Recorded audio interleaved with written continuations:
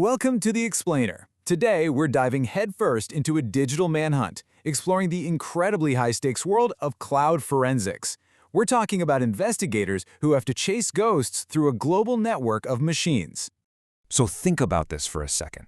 This is the fundamental kind of mind-bending challenge that digital investigators are up against every single day. When a crime happens in the cloud, the evidence isn't neatly tucked away behind some yellow tape. Nope, it's more like a digital needle in a global haystack. So what does in the cloud really even mean? Well, it means that criminals' files aren't sitting on one hard drive in their basement. They're broken up, scattered across this huge international web of servers, often in countries and jurisdictions way outside an investigator's reach. Just try to imagine piecing together a puzzle, right? But here's the catch. Every single piece is in a different country, and each of those pieces is locked in a different company's vault. Oh, and you need a completely separate legal key to open each one. That is the reality here. It's a digital maze of borders and bureaucracy. So, before an investigator can even begin to look at the data, they have to navigate this thick fog of war. And it's created by two massive roadblocks: totally conflicting international laws and, you guessed it, service providers who are deliberately uncooperative. You see, the world just can't agree on data privacy. In the EU, for example, privacy rights are a really big deal, which can sometimes slow investigations way down. But in the US, law enforcement often has much broader powers. This legal clash creates an absolute minefield for any international case. And it's not just the laws, it's the providers themselves. You know, investigators have to deal with the whole spectrum. On one end, you have helpful partners. In the middle, you have folks who are just disorganized. And then at the far end, well, that's where you find the ones who are actively helping criminals hide. And I'm not exaggerating here. These so-called bulletproof hosts literally market themselves as safe havens for crime. Their entire business model is built on promising criminals that the law will never, ever be able to touch them.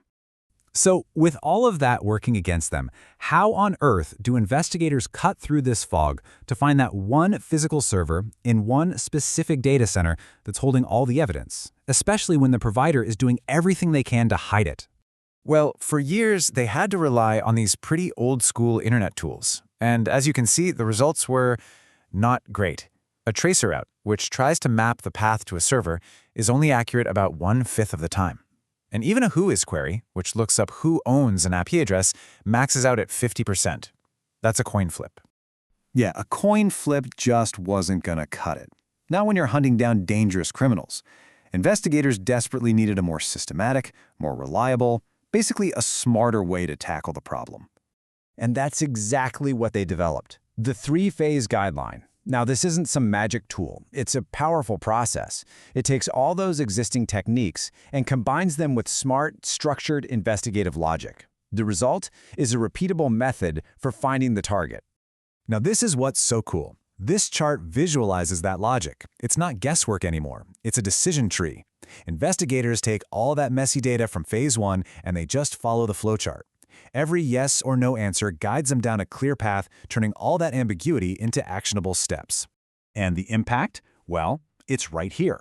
By following this systematic approach, investigators jumped from that 50% coin flip success rate all the way up to 80% accuracy in finding the right data center. That is a total game changer. Okay, so finding the server is a huge win, but that's really only half the battle. What about the evidence on a suspect's own computer? What kind of digital fingerprints do they leave behind? This is where it gets really fascinating. A criminal might think, hey, I'm safe if I just stream a file from the cloud as long as I never hit download. Well, as a case study on Amazon's cloud storage proved, they could not be more wrong.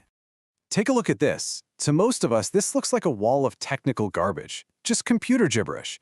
But to a trained forensic analyst, every single line tells a story. It's basically a confession written in code, detailing exactly what a user did and when they did it. So here's the crucial point. Buried in all that noise are forensic artifacts that create a direct line between a suspect's computer and a specific illicit file. Investigators can see the file's unique ID, its name, and the exact timestamp it was looked at.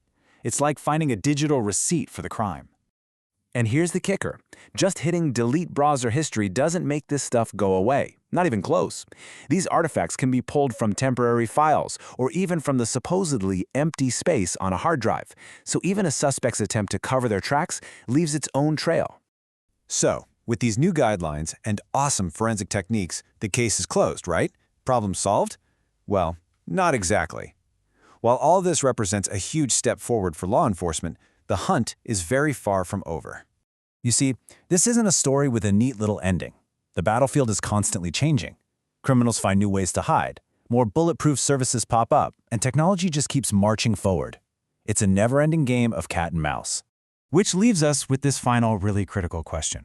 In a world of encrypted data and digital shadows, how do we find the right balance? The balance between giving law enforcement the tools they need to catch criminals and protecting the fundamental right to privacy for everyone else. That remains the central challenge of our time.